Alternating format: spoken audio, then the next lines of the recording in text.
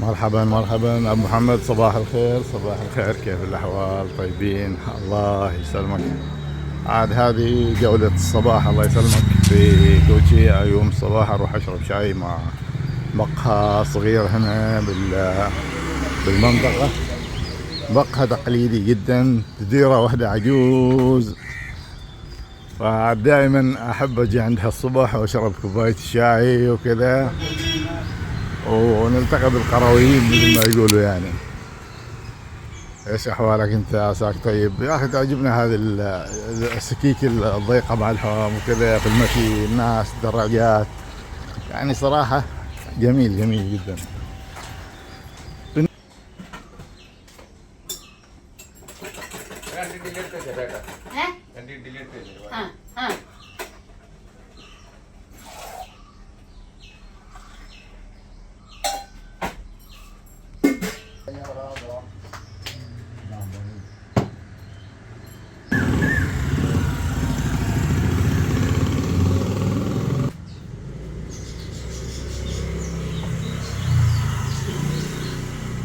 محمد أفضل. فهذه القرية اللي أنا ساكن فيها طبعا في كوتشي. اسمها صعب شوية، شمبرا بارك ولا ما أعرف شو اسمها، في صعوبة في الاسم. فنتمنى لكم السعادة والتوفيق إن شاء الله، ويبارك تجي مع الجروب مع الشباب، تجوا مرة هني كوتشي زين، نجي كلنا مع بعض، نقضي لنا كم من يوم، موديكم منار، موديكم ألبي على النهر، مناطق الشاي كذا كادي، وايد حلوة صراحة يعني كوتشي يعني. كيرلا جميلة تستاهل زيارة. فإذا بتشوف الجروب يحبوا يجوا، ترى أنا مستعد نجيبكم رحلة سياحية إن شاء الله تعالى. سلم على الأخوان هناك وعلى الجميع، سلم عليهم جميعا.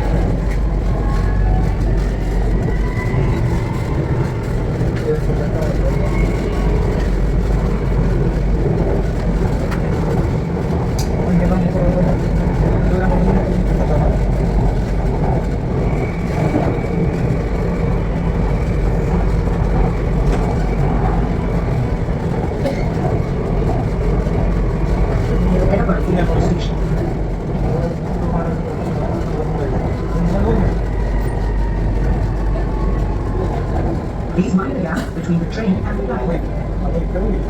Platform train Irina, Irina Shabira.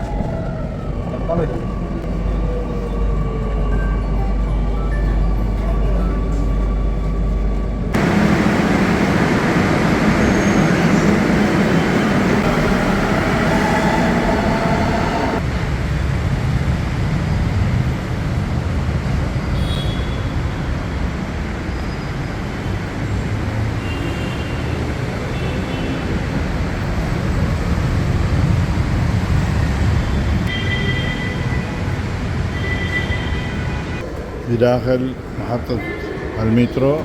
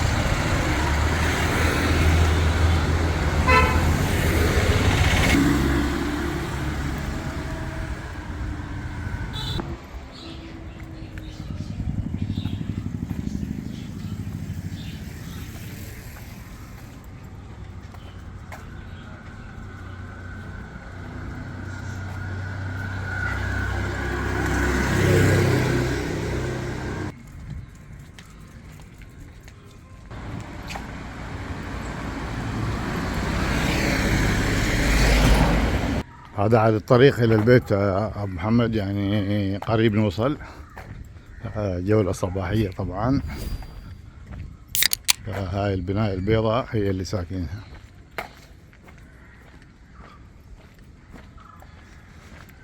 بناية جميلة ومكونة من تقريبا 3 أدوار 4 أدوار، وفيها شقق سكنية دائما نجي نسكن فيها.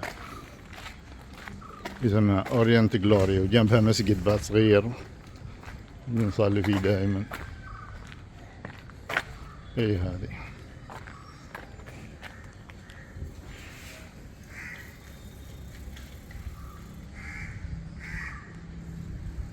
وهذه هي حارتنا.